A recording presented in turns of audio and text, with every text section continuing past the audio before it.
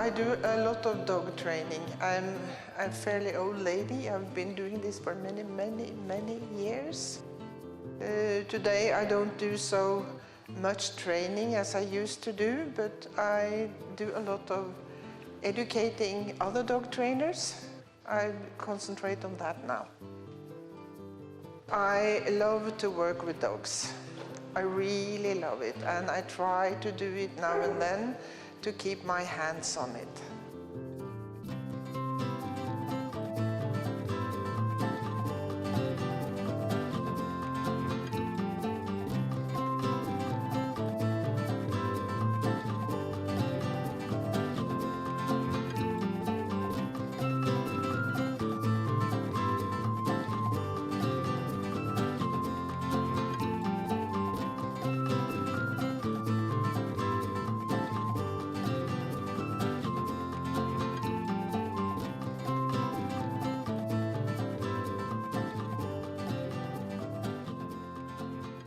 We are going to talk about the language of dogs today.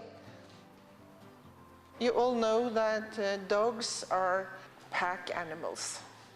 Wolves live in family groups, and our dogs also try to do that. This is something that is very basic about dogs and wolves. They need to live together, they need to live in groups.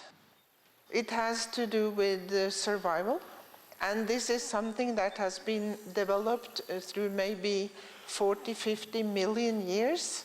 We have today dogs who have in their genes the need to be a part of a family group.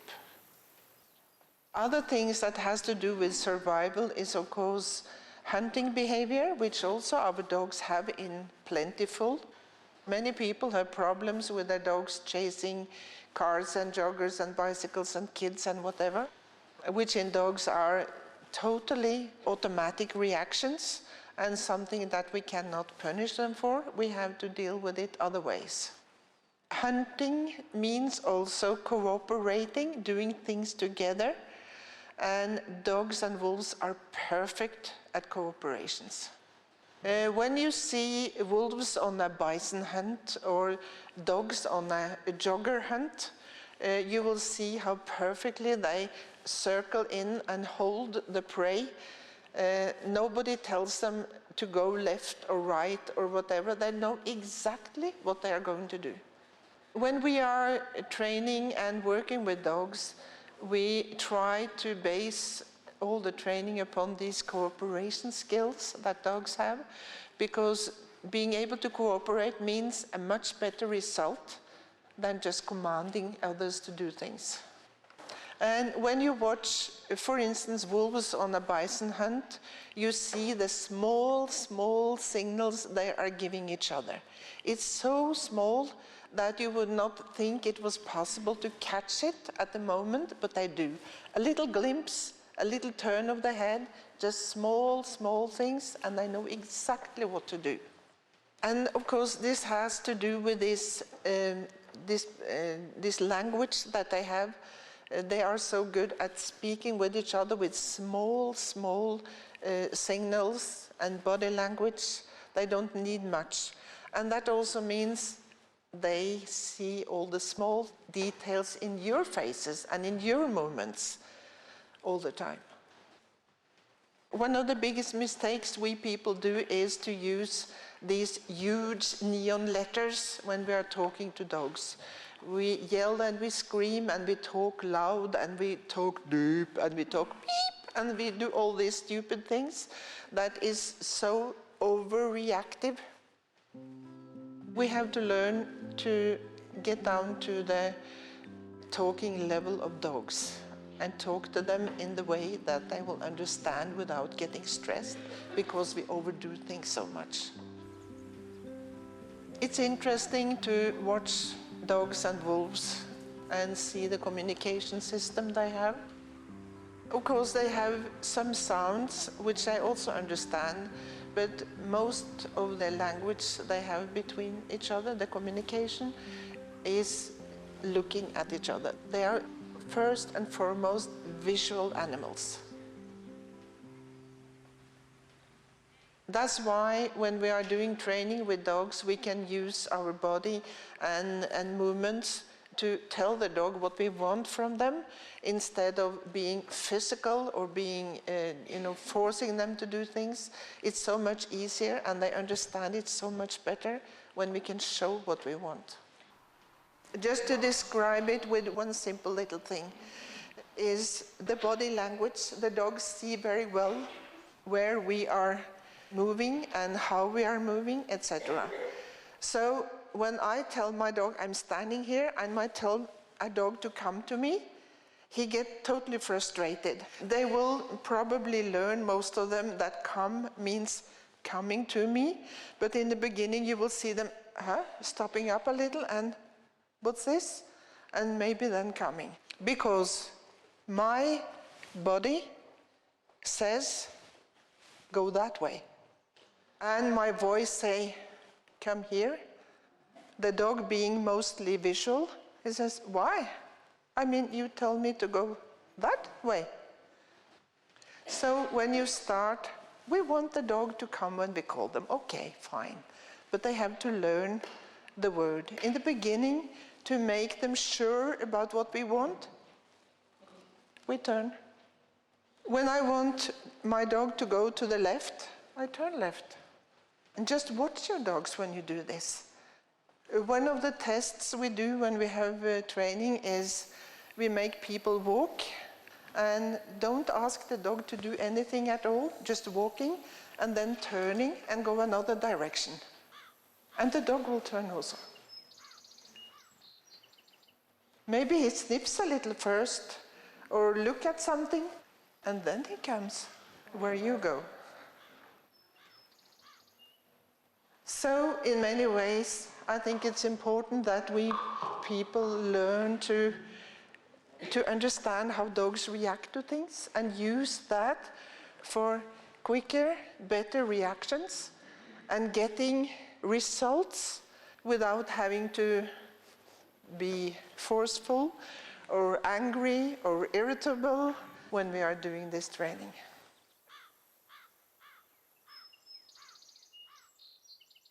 For a pack of animals to survive in the wild, they have to have all these instinctual behaviors that make them survive. They have to hunt and work together to get food. They have to share the food, which I do wonderfully. They don't actually fight about food. They share. And it's the puppies getting the food first, because they are the future of the pack. So if anybody here has learned that you have to eat first to tell the dog that you're the leader, you are doing it the totally wrong way, because you are actually telling your dog that you're the puppy. Another thing of survival is to defend the puppies, defend the living area, which is mostly the female's job, while the male is out philandering and having fun hunting a little. And that is why they're often female dogs who are the most, what shall we say, in fighting, they are the worst. And of course, they have to have a communication system. A group, a family group, a group of any species cannot live together if they do not have a communication system. So they have developed through millions and millions of years a wonderful way of communicating in a very subtle and good way, understanding each other perfectly.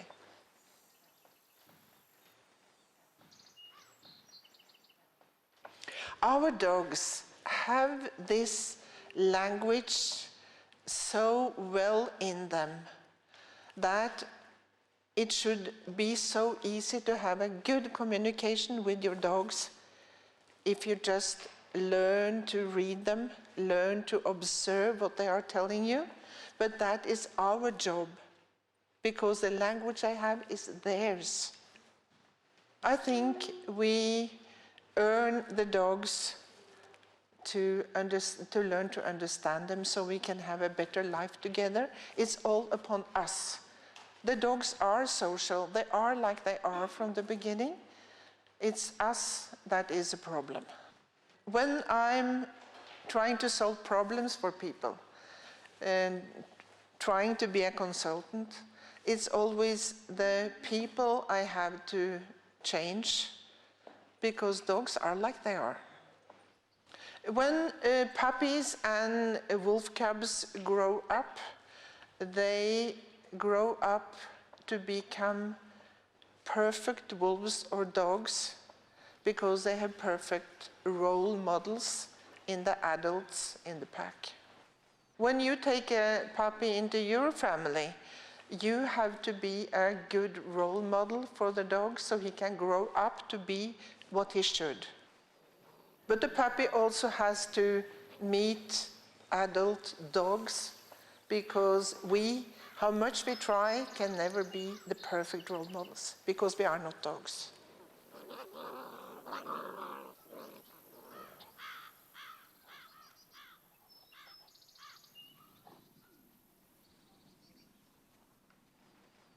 So don't even try to think that you can raise a perfect dog, because you cannot. But by having this dog growing up, meeting adult dogs, nice dogs, he will learn better. And if you can learn to see the dog's language and to use it yourself and understand what the dog is telling you, you can avoid the worst problems.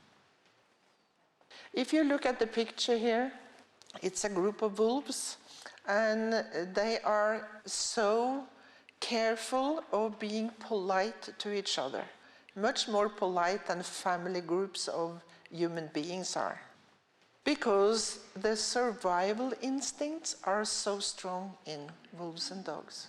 We have a lot to learn from them. So what has this to do with the dog language? You see two men sitting at a table, and one man is pointing at the line on the table and saying, "Oh, this is a vertical line." And the other man says, no, it's horizontal. Because they sit on different sides of the table. If they had the ability to look it from the other person's side, they would have seen a different line. And that is what I ask you to do. When you are having a dog there, you have to try to see it from the dog's side of the table. Because the dog will very often, maybe always, see the situation and the things happening from his side of the table, and you have to try to figure out how that is like. I've been a dog trainer for 40 years, and one of the most important things for me is to try to see things from the dog's point of view. Many dog trainers seem to think that the technical training and the way you command and being perfect at obedience exercises and so on is most important, but it's not. It is the ability to see things from the dog's side of the table. So next time you are with a dog and you see some reaction in the dog, you have to think, why is a dog feeling like that? The language of the dogs is quite complex. They have a lot of different sounds, and some people think that they can, for instance, use growling to tell their dog something. I wouldn't even think about doing it, because they growl in many different ways, and do you know exactly how to growl to tell the dog a specific thing? I don't think so. They have mimicry, the changes in the face, which you can see easily.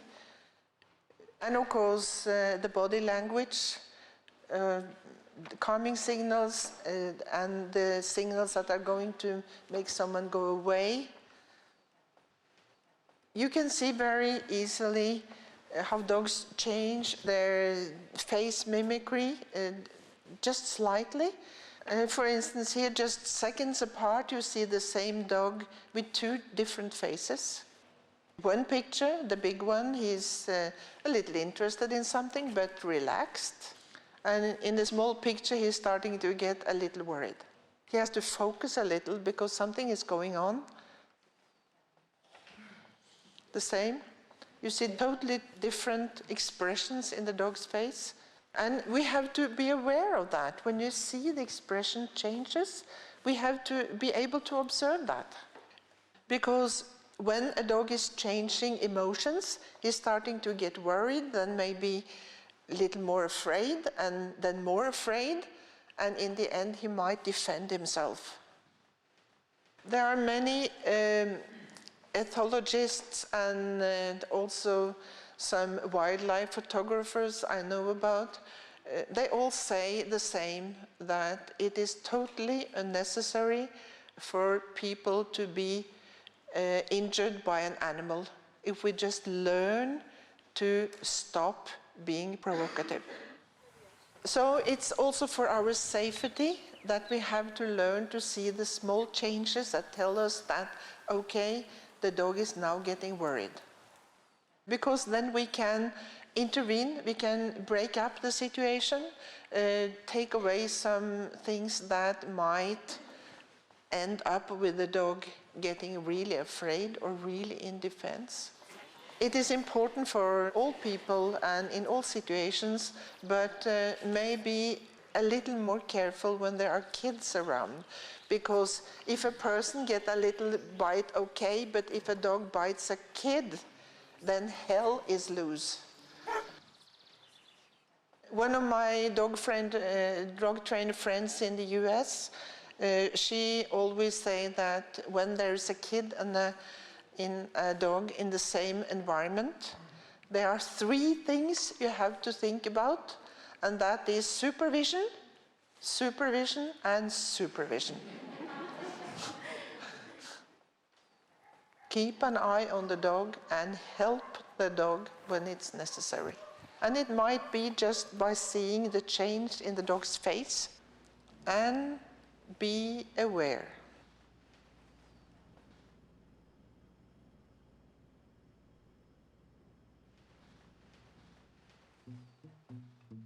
This little dog is actually afraid.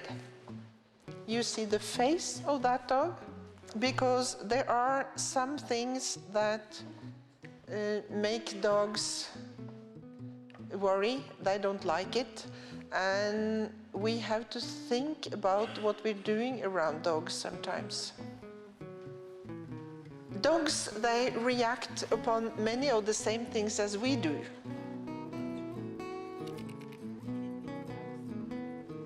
They get angry for many of the same reasons as we get angry. They get happy for many of the same reasons. And they get afraid for many of the same reasons. In addition, they react upon a few things that maybe we don't think enough about. And one of the things is that a stranger stretches a hand towards the dog. I'm a consultant and work quite a bit in shelters all over the world. And when you do that, you have to know what you are doing with your body. When I'm around a new dog, a dog that doesn't know me very well, I would never ever stretch out a hand to touch the dog. Some dogs might accept it, but most of them will not like it. And some of you might have known a few situations where a dog has been lying under a table, and some people have been stretching a hand under the table to touch the dog, and they have been bitten.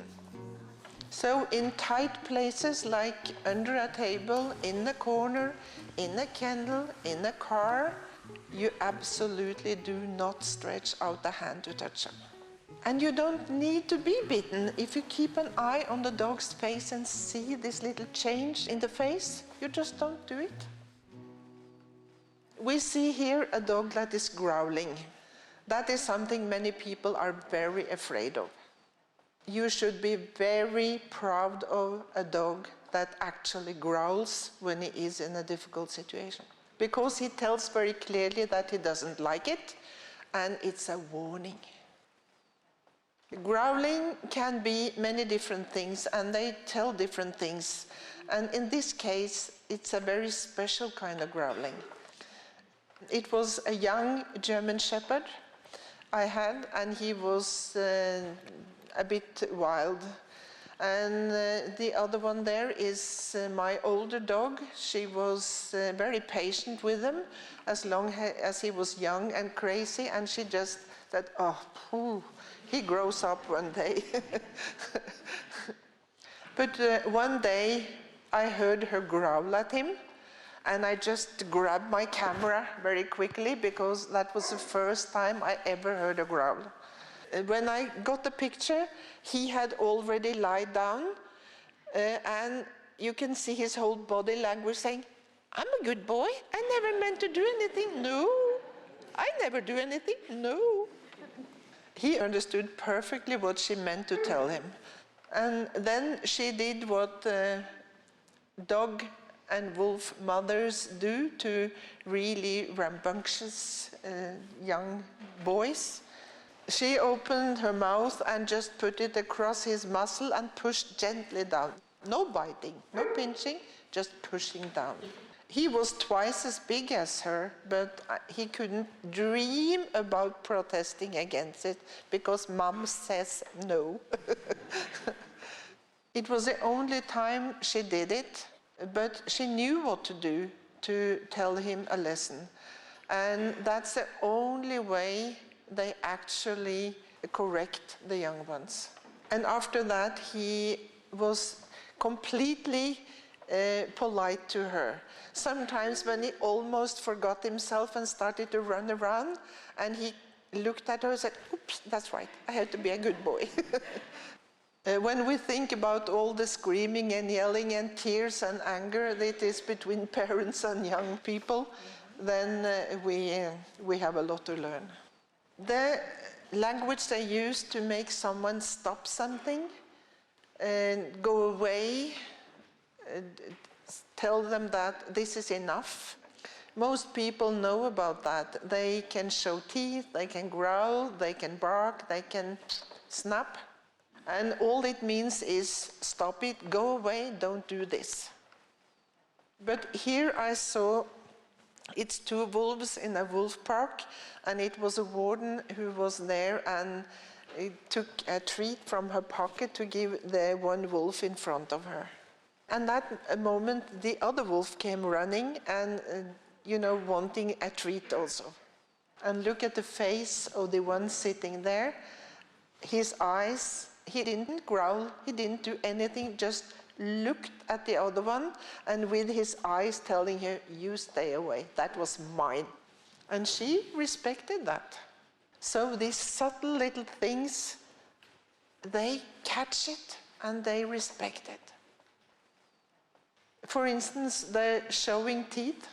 This shepherd is showing teeth to the boxer, and the boxer is already going away. Because dogs respect this. If that boxer had been a human being, what do you think would have happened then? Yelling and screaming and punishing and being hysterical, because we do not understand. We have to learn to understand what it is about. It doesn't mean that I'm going to kill you. It just means you're too close, go away. People who punish dogs, get angry at dogs for these things, they are actually afraid. If we want to be relaxed and understanding dogs, we have to learn to also react a little different. Their way of behaving can tell us a lot. This dog in the middle was being trained because he was angry at other dogs. But you cannot do that. Look at the two other dogs.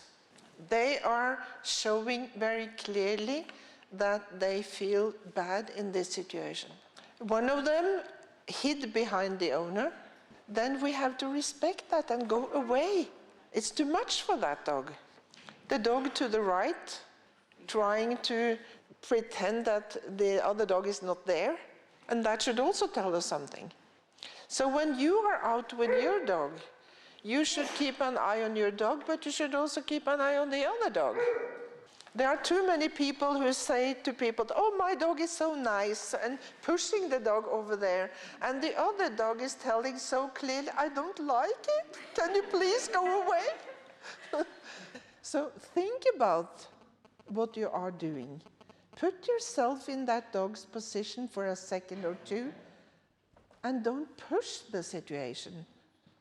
It's not so different from human beings, actually, because maybe you go to a party or something, and there are always some who want to hang around you and hug you and do things, and you say, oh, please don't do that. And you all know how uncomfortable it feels when people are getting too close into your personal space, and you don't want that. And dogs feel the same thing. Sometimes they get quite stressed and afraid and don't really know how to deal with it, so they can do some very strange things instead. And we have to understand that. Because very often they are on a leash, they cannot go away, they cannot get out of the situation, and so they can start biting the leash like here, or biting the trouser legs of people, or start to bark or dig or whatever.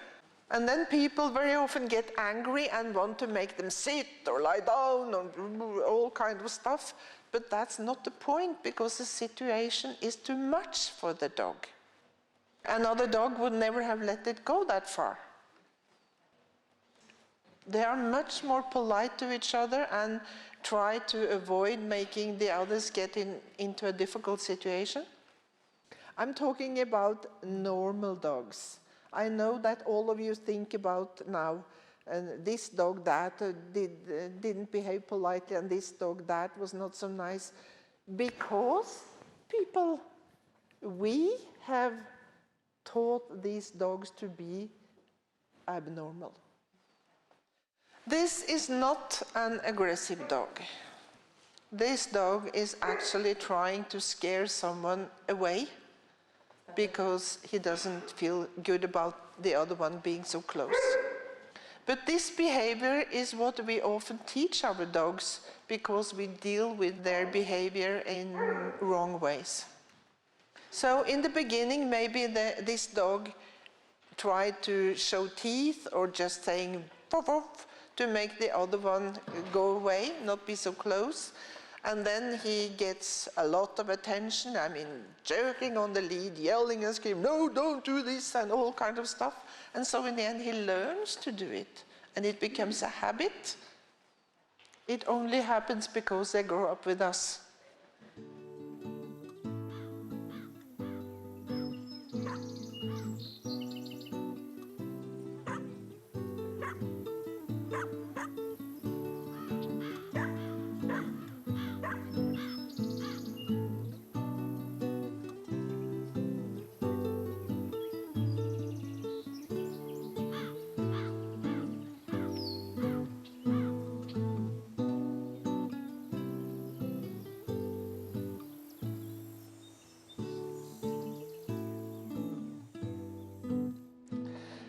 On the other hand, we have all what we call the calming signals. When two dogs see each other, I'm still talking about normal situations. They will first start giving each other small calming signals, some kind of polite signals at a distance. It can be at a very long distance. Maybe they go slower, maybe they sniff the ground, maybe they do other things, but you always get some signals. And as you see these two dogs here, they have stopped standing still, freeze position, and they turn the head not to look directly at each other. And of course, turning the head is one of the things they do a lot. You will see it in your dogs every day, many times a day, in many, many situations. And in this case, it's a child looking at them and starting to crawl towards them. And the very moment when I see the dogs look away, I go and do something about the whole situation. Do you hug dogs? I think you should think twice about what you're doing. Oh, they can be so cute and they're so nice, but they don't like to be hugged. I've never seen a dog who liked to be hugged. They accept it with a little, okay, I know she likes it, so well, I have to accept it. So if you really feel like hugging somebody, maybe you should hug your spouse or your teddy bear or whatever you have in the house and let the poor dog be, because they don't like it, and that's it. And it says a lot about the dog's patience that they actually let you do it as much as you do, because I know you do. You will always get a signal from the dog. Looking away like this, or licking, or yawning, or something. You have to start observing the dog better, looking at what the dog is telling you. And when you see this, it can be as little as just blinking the eyes. Just keep an eye on the dog and you will see this. Oop, okay, no more hugging. There's a lot of things we do because we think it's nice. We like it. And we think the dog like it. Okay, but keep an eye on the dog. And if the dog tells you he doesn't really like it, it should make you restrict yourself a little bit. And like in this picture, somebody running. High speed is one of the things they dislike very much. Dogs react upon everything that is speedy. People running, cars running, kids running, dogs running, everything that goes fast is something they react upon and want to do something about.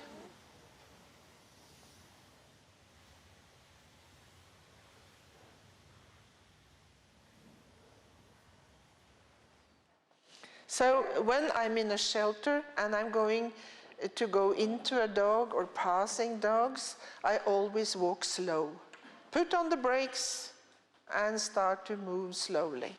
And when I see a dog's face changing and see that the dog starts to get uncomfortable, okay, slower movements. This little yellow dog is trying to make the other dog stop running by giving calming signals, freezing and looking to the side and standing still, hoping that it will help the other one to calm down a bit.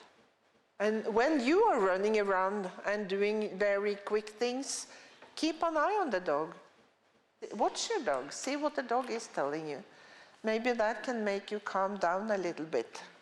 Just to give you an idea, dogs react very much upon high, angry voices. And if you are angry in the room where the dog is, watch your dog and see how badly he takes it. So maybe you can go into the next room and scream instead. Because maybe you don't think about it that way, but we get afraid when dogs growl or show teeth at us. But the dog gets 10 times more afraid when we scream and yell and sound aggressive.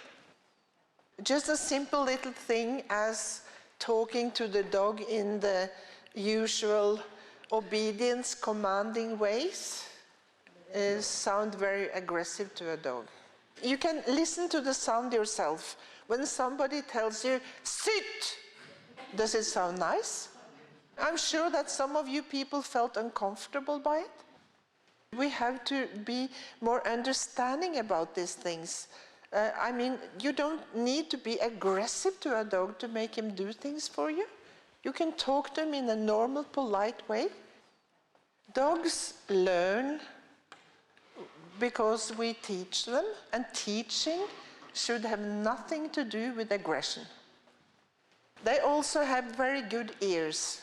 So instead of yelling and being aggressive in your voice, you can teach a dog to sit. If you have the right relationship with your dog, the dog would do it. If you ever go to classes where they tell you to dominate, have a dominant voice, don't do it. I'm very sorry. If there are some people here who are running classes, I'm very sorry to say that I'm not so fond of classes anymore because there are too much stress going on in most of them. We can do it differently. It is possible. But so far, a lot of classes are too stressful for dogs. But we can change them. We can change them to nice classes if we want to.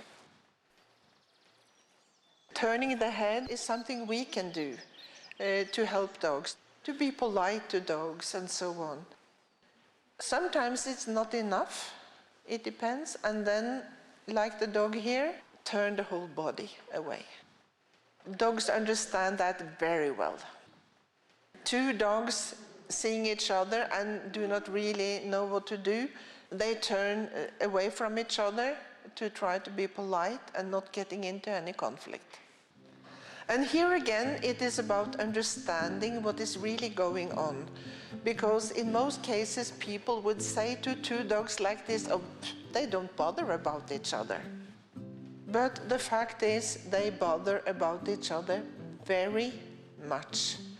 They are really worried about getting into a conflict here, and that is why they look like they don't care. So try to understand correctly when you are looking at your dog. I see quite often people being irritable at their dogs because they talk to the dog and the dog turned away and said, la, la, la, la, I'm not here, there's a fly over there, you know, something like that. And then of course people get angry and say, the dog never listened to me. And instead of understanding that I was a little bit too angry and my dog is now getting a bit worried about me.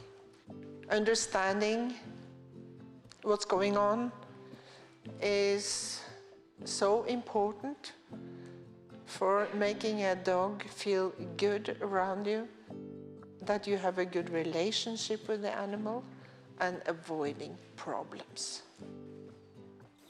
Turning away is one of the most efficient things we can do. Instead of being angry when the dog is jumping on you, whatever is happening, the best and simplest thing you can do is just turn away. This is one of my granddaughters, and she has done this since she was 2 years old. So when a dog is coming running towards her and being a little bit excited, she just turns away to make him not jump and try to behave a little better. And it works. So we stayed at a farm in England, and this half-crazy border collie was running around and jumping on everybody. And it took her half a day to make that dog stop completely jumping on her, because he did it every time. And you can do it in many other cases also. The dog is coming up to the table and trying to pester you to give him something. You just turn away and block the way to the food. The dog will give up easily. What you see here is a dog licking with the tongue. That is very often the first signal you get. For instance, when you are walking straight towards a dog, which I do not like at all, you will very often get a lick or something else. And it's quick. And very often people don't even see it because it's just a lick and then finished. So you have to be a little aware of what's going on in the dog's face to be able to see it. Dogs see it. In this case, it's because there's a camera and the dog doesn't know what the camera is. I think it's a bit scary.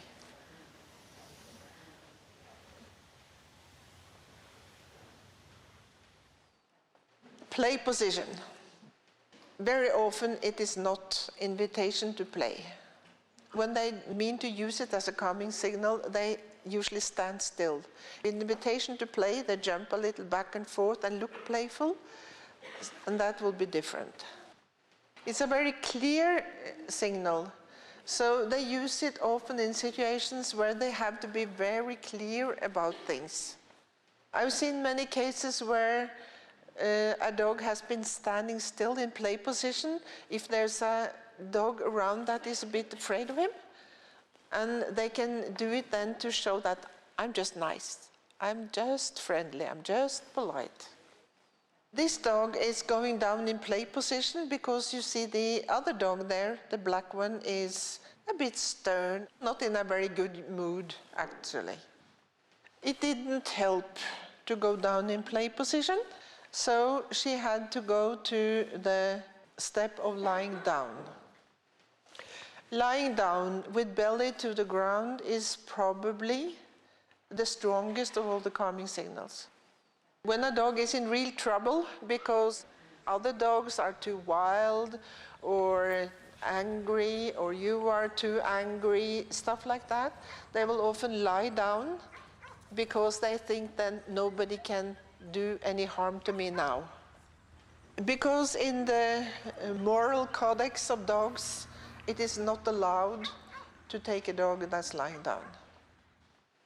And it scares them out of their wits when we go up and do bad things to them when they have lied down. And that is often the situation when the dog actually might bite because he gets really scared. He has told you clearly that I want no trouble, I want no conflict, and then he's actually attacked by a human being who wants to, you're a bad boy. Remember that you never do that. You're actually doing something really bad to the dog. Do you know, people in the old days, they knew a lot about how to behave around animals. We have lost a little of that knowledge now because we live in a natural way. But people knew before.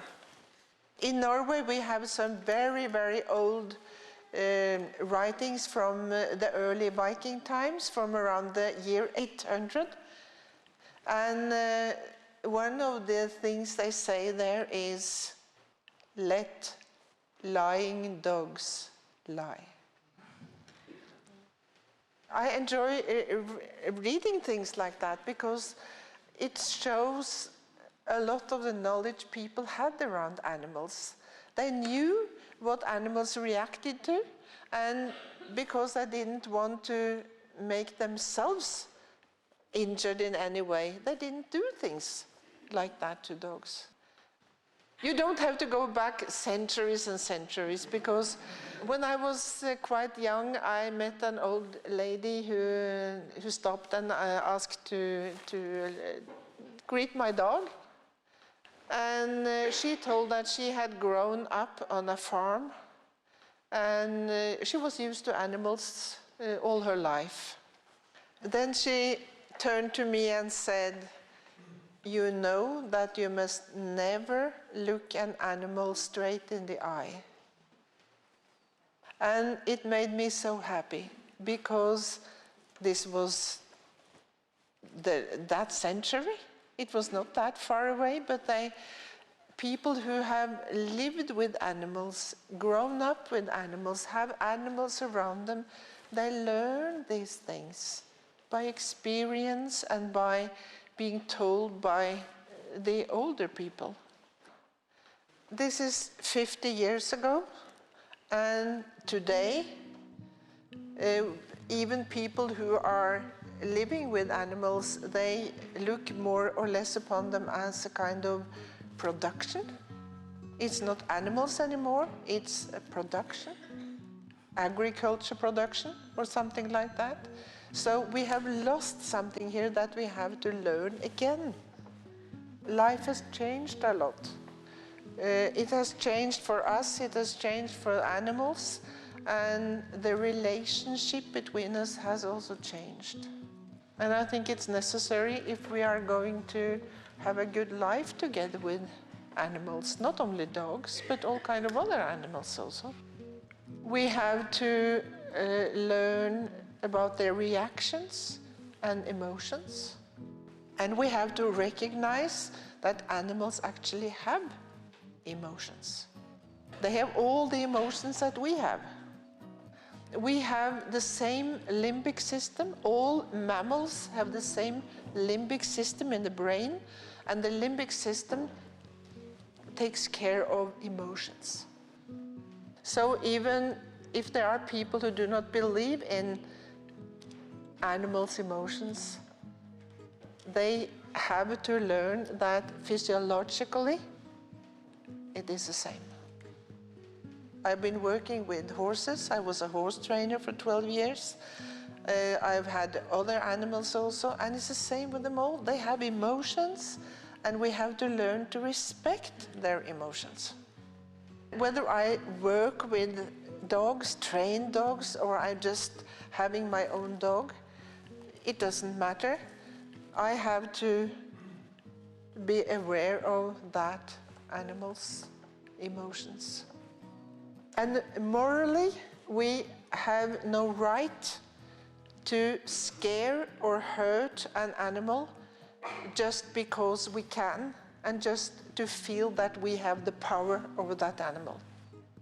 Sometimes we by accident maybe scare an animal, and I try to avoid it, but it's not possible to avoid it completely. It happens now and then, but it always is something I feel very bad about. We just have no right to do that to animals. Being humans, we have a lot of power, and we shall use it, we should use it in a proper way. Another calming signal, and one that you see quite often, is the head dipping down, going down with the head and up again. Very often you will see it as sniffing on the ground. Sometimes the dog is smells on the ground. Yes, okay, they will smell smells. Yes, that's great. But when you're going towards a person or something is happening around the dog and it then goes with the nose down to the ground, it is something else.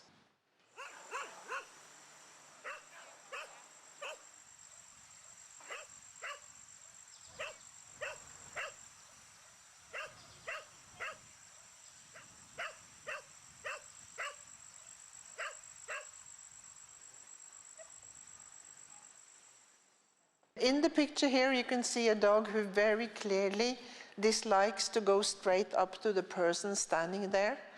And when you see the dog going with the nose to the ground there, you just don't try to make the dog go further. The dog is telling us something, and then we have to respond in a respectful way. And you can do that in many ways. You can stop there and talk to the person with a few meters between you. You can go in between, so you stand between the dog and the person to take the responsibility of the situation. You can make the person turn around, because it's usually the front the dog reacts to. Or you can walk in a curve up to the person instead of straight on. So you have always a choice. You can always do things differently. Classical situation. The owner calls the dog and the dog starts to sniff. Many of you have experienced this situation before. Sometimes the dog is starting to sniff. In other cases, it sits down and starts to scratch himself. Other cases, he starts to look up in the air and looking everywhere else but at you. Some people then say that the dog is so dominant. He's not. He's trying to calm down a stupid owner. Because maybe she was standing there with the front and looking a bit angry in her face. Maybe she had a little irritable voice, and you know now that irritability in the voice is like aggression in the dog's ears. So what can she do? She can turn around and walk away. Do you think the puppy will come then? Yes, he will. You can change your voice and sound a little nice and pleasant instead of irritable. Again, you have choices.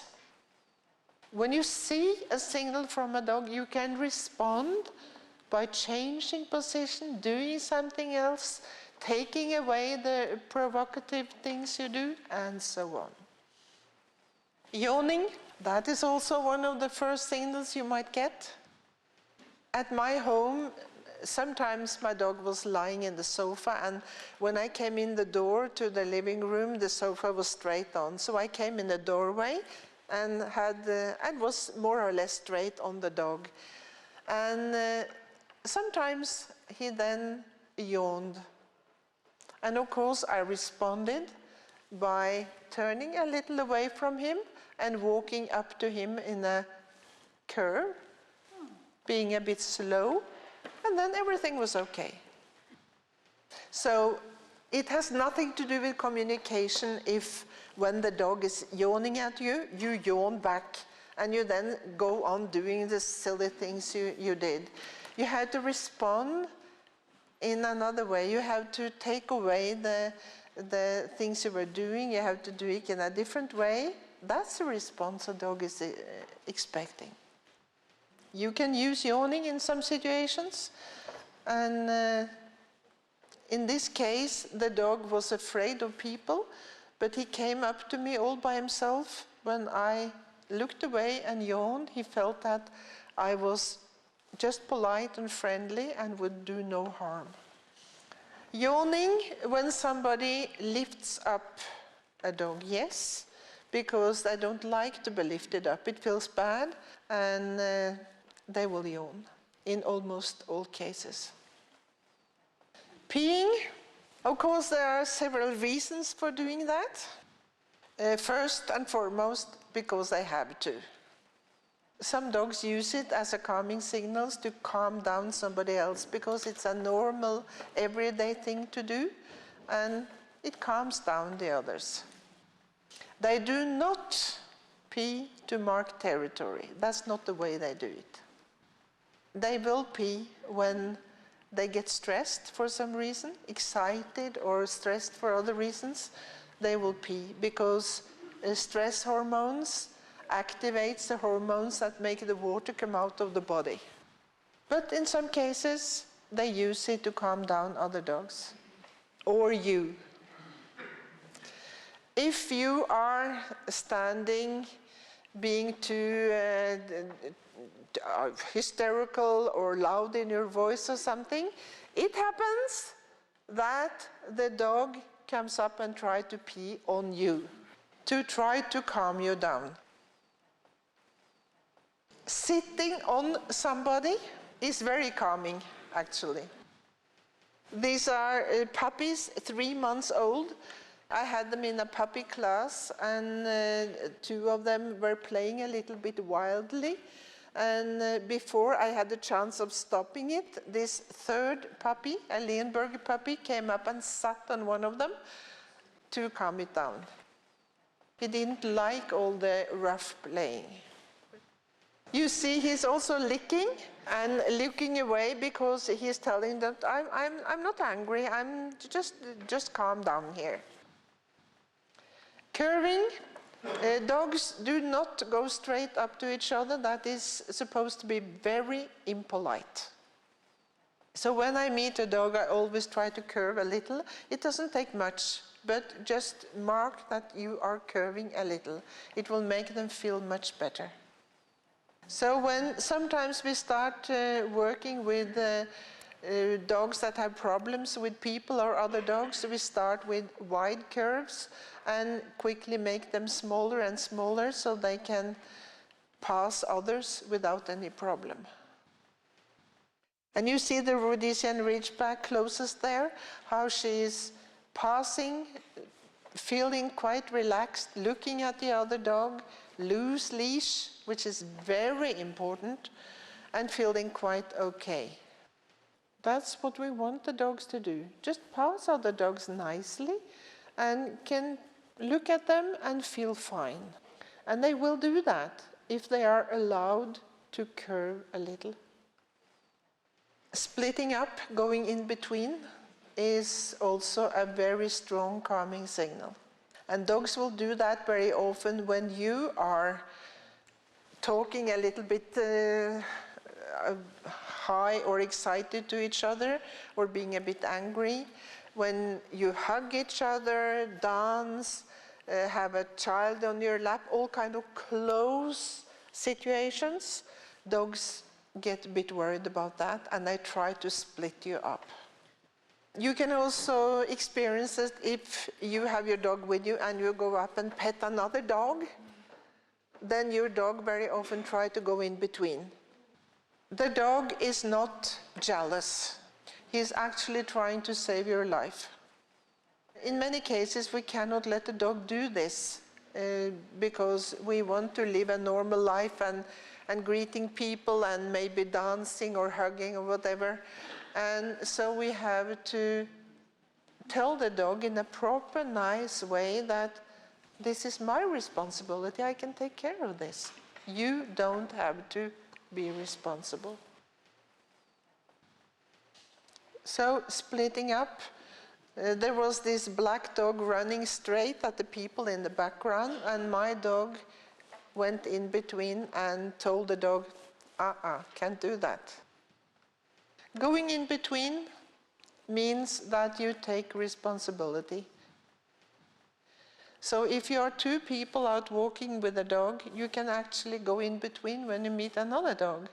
So there will be no conflict and the dogs will feel much better about it.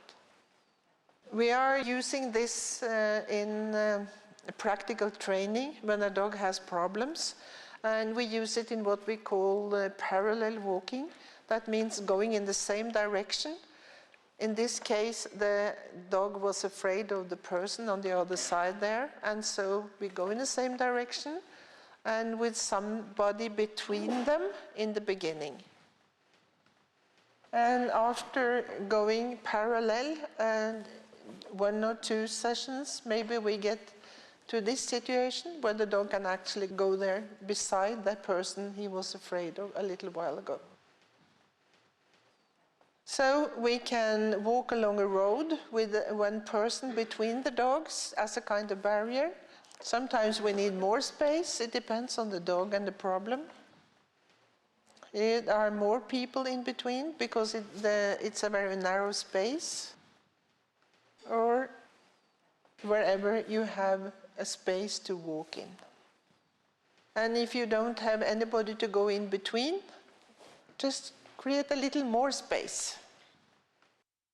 This parallel walking is maybe the most efficient method of rehabilitating dogs I have ever come across. So the first thing you should think about is not letting dogs come together to play, but to find some dogs to go walks together with. It helps them being social and learning to be around other dogs in a calm and nice way.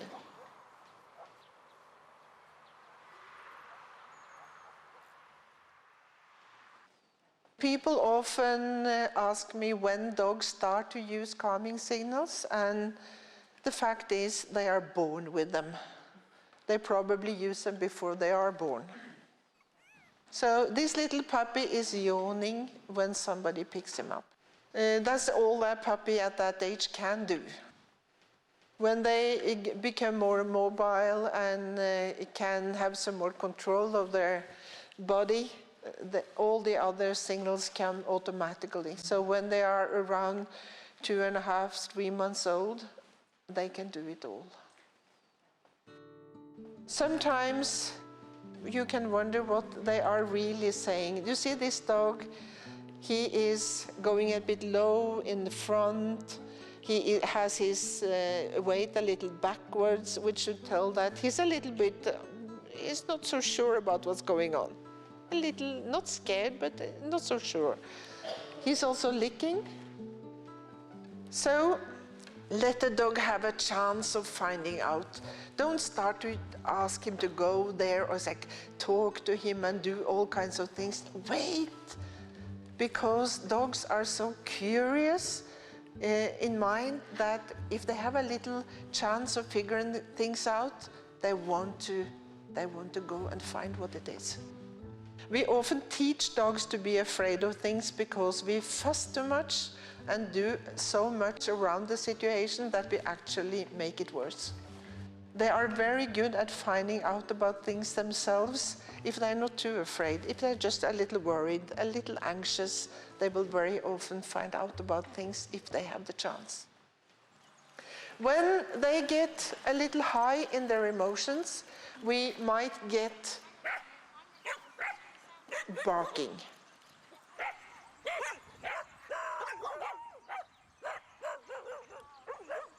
It's normal to bark a little. If you get a lot of barking, it is a sign of high emotions.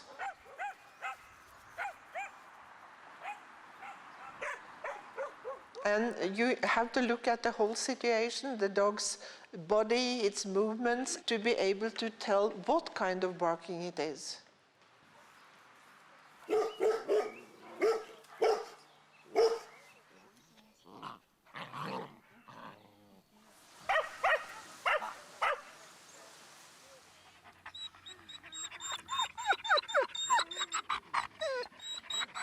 We are talking about 5 or 6, at least, types of barking. This dog is apparently afraid. And then we have to do something with that. This dog is barking because he's happy. Can we punish a dog for being afraid or happy? Of course not. But people do that. They get so irritable about the barking that they actually punish a dog that is afraid or happy. We can't do that. This dog is also afraid. This dog is guarding. He's behind a fence and is telling people on the outside to bug off. This is my property.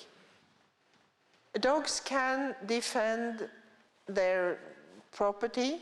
They can defend their bones and food. They can defend themselves. All species have a right and a duty to defend themselves. We have a right to defend ourselves. It has to do with survival. If they couldn't defend themselves, they wouldn't exist. Dogs also do that. And that is one of the things that we really punish them for and even put them down. Nice little smile. We cannot see on the picture what it is about, but there were dogs coming from both sides to him, and he thought it was a little bit too much, so he's telling them, no, this is too much. And it's the same when there are people or other things, and it's too much for the dog. He might do this, and he might bark. When the stress gets high, and things around gets too much, they don't give calming signals anymore. They have to give more clearer signals, and one of them is maybe barking. The barking we talk about can be being afraid, it can be in defense, it can be excited and happy, and it can be frustration. And it can be just to warn somebody about things. That warn barking is very nice. And I'm sure that you have dogs who have used it sometimes. The dog is outside in the garden and wants to come in, so he goes to the door and says, "Poof." And this one little bark, you go and take the dog in. If you don't do that, if you ignore it, the dog might in the end get so frustrated or worried because he's not let in that you get a lot of barking. If a dog is barking a lot or for a long time, that dog is not bad, he's not anything that he should be punished for. We have to find a reason for it and do something about it. They use sounds also as a kind of their language. Puppies whine to call the mother to come to them. That is why when you get a puppy at home, that puppy might whine when you go away from it. And that is normal because it's calling its mother. And it gets so afraid when the mother doesn't come. Dogs can howl. Howling is, they can also do that in different ways, but a lot of it is calling others. A male might sit howling because there's a female in heat in the neighborhood and he tries to make her come because he cannot get there. In North America they have what they call howling groups. They go out, people, on hilltops and stand howling because if there are wolves around, they will answer. They cannot help it, they just have to answer. I had a male dog when the two females ran into the forest for a little trip by themselves. He could howl and they came back right away. So howling is this contact-seeking thing that dogs will respond to if they have a possibility to do it. And when dogs are howling, it means something. Maybe he's alone at home and desperate and howling to try to make the owner come back. We talked about growling. That's also a sound meaning something. It tells you that there's something that is too much for this dog. Go away, you're too close, you're threatening me. He feels bad about something. For some reason, people think that barking is such a very bad thing, and it can be if it's a lot of it. But instead of attacking the dog for it, we have to find out why and do something about the dog's living situation, because it means something. And be aware of this little warning bark, because that is really interesting. If you think you have a dog, it barks and you cannot find out why, you should actually sit down and write every time the dog barks and count seconds how long it lasts. You might get a surprise. My students at the dog trainer education, they have to do this. And many of them come back and say, I thought my dog was barking such a lot. And actually, when I had been writing down every second the dog has been barking this week, he had barked maybe something like 3.5 minutes in 1 week. Maybe it's easier to accept a little barking then, because I'm sure that you people talk much more than 3.5 minutes in a week. Think about it from the dog side of the table. If he was going to write down every time you did things like this, hello, that would be some comic story. So, be aware of sounds also. This is the last picture in this series, and I really like this photo. It is of my long gone little Saga, and with her I finally started to understand what communication was about. I thought I knew a lot about all kinds of signals, and I probably knew more than maybe many others, okay, but with her I really got it, because we understood each other so perfectly that we just had to communicate with small, small details. And it was wonderful. And I think that it would be wonderful if everybody could have such a relationship with a dog. It does something with you that gives you some wonderful things for the rest of your life. What I mostly learned from it was I have been doing a lot of training with dogs in many, many years. But with Saga, I learned that training, that's nothing. That's just something we people want to do. The most important is being together and trying to understand each other. So I try to teach my students that, okay, we can do things with dogs, we can make activities with them, but the most important is not to do, but to be. So try to understand your dog first, and then later you can do things together if the dog wants to do it. And if you think that dogs love, for instance, obedience, I am going to protest, because that is a human thing that is not important for dogs. So I want you all to go home and start trying to watch your dog, observe your dog, try to understand what the dog is telling with everything we have been looking at. And I wish you a wonderful life with your dogs.